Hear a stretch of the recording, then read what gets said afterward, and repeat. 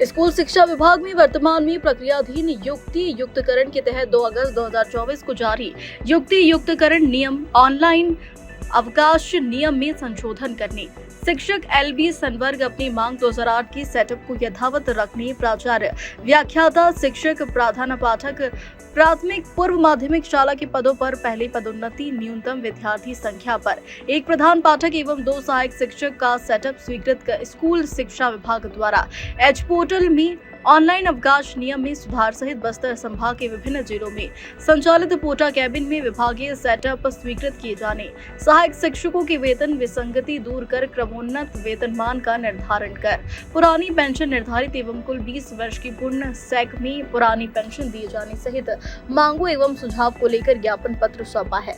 शिक्षकों की मांग है कि 2008 की सेटअप अनुसार एक प्रधान पाठक 2 सहायक शिक्षक होना चाहिए, लेकिन वर्तमान की छत्तीसगढ़ सरकार के नए नियम के अनुसार प्राथमिक में 60 बच्चों पर एक प्रधान पाठक, एक शिक्षक व माध्यमिक 105 बच्चों पर एक प्रधान पाठक, 3 शिक्षक किया है। सरकार की जो युक्तकरण की जो प्रक्रिया है उसका मैं पूर्णतः विरोध करती हूँ, क्योंकि ये जो प्रक्रिया है पूर्णतः गलत है। इसमें यदि प्राइमरी में 60 बच्चे हैं तो एक प्रधान पाठक और एक शिक्षक होना चाहिए, ऐसा सरकार का कहना है। लेकिन यदि एक प्रधान पाठक होगा और एक शिक्षक होगा तो एक शिक्षक प्रधान पाठक तो दिन भर अपने कार्यों में लगा रहेगा, क्योंकि 100 प्रकार के काम हैं, आप सभी जानते हैं।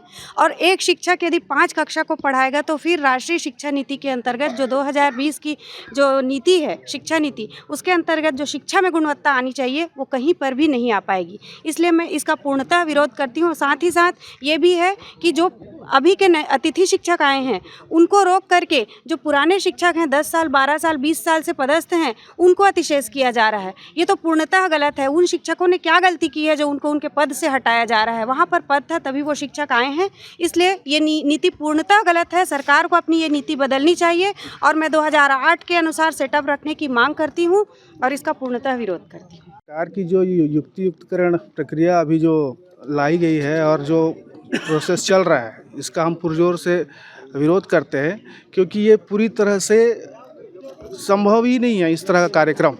आप सोचिए कि अगर कोई स्कूल में 60 से कम बच्चे हैं, वहाँ पर बोल रहे हैं कि एक शिक्षक हेडमास्टर का रहेगा और एक सामान्य सहायक शिक्षक रहेगा।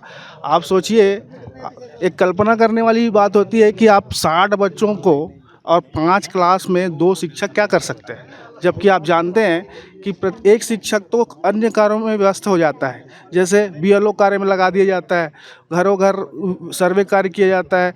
ऐसी अन्य बहुत सारी शिक्षा के इतर दूसरी जो गतिविधि होती है उसमें शिक्षक इन्वॉल्व कर दिया जाता है। अब एक हेडमास्टर पूरे 5 क्लास को कैसे मैनेज करेगा? यही हमारी सबसे बड़ी समस्या है। आप मिडिल स्कूल की बात करिए, मिडिल स्कूल में 1+3 की व्यवस्था बनाई जा रही है, नई अभी जो प्रोसेस हो रहा है उसमें, जबकि हेडमास्टर को भी शिक्षक के पद में माना जा रहा है। उसका विषय अगर जो होगा उस संबंधित अगर वहाँ शिक्षक होगा तो वह अतिशेष हो जाएगा। 105 से कम अगर संख्या है तो 1+3, एक हेडमास्टर और 3 यूडीटी रहेंगे वहाँ पे, और कुल क्लास होती है, कुल विषय होते हैं 6। तो इस तरह से आप देखेंगे तो ये सरकार की बहुत बड़ी षड्यंत्र है ताकि उनको नई भर्ती ना करना पड़े। जो विधानसभा में मुख्यमंत्री ने भी कहा था कि 57,000 पोस्ट नई भर्ती की जाएगी।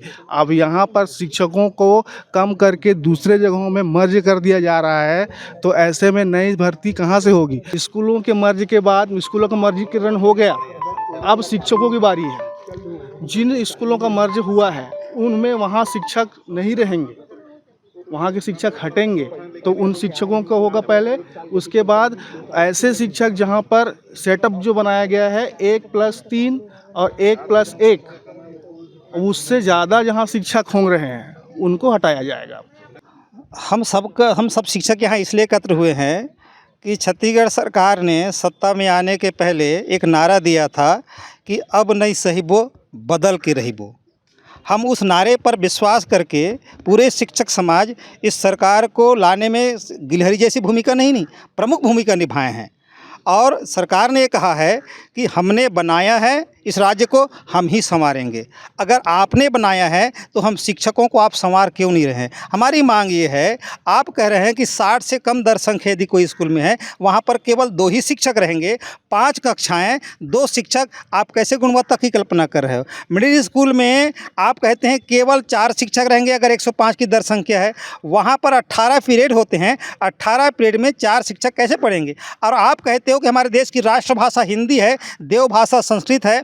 आपने जो सेटअप बनाया है उसके तहत में आप कहते हैं अगर गणित का, अगर मान लीजिए विज्ञान का हेड मास्टर है, अगला शिक्षक अंग्रेजी का होगा, दूसरा शिक्षक विज्ञान का होगा, तीसरा शिक्षक कला का होगा, तो हिंदी और संस्कृत वाले शिक्षक कहाँ जाएंगे?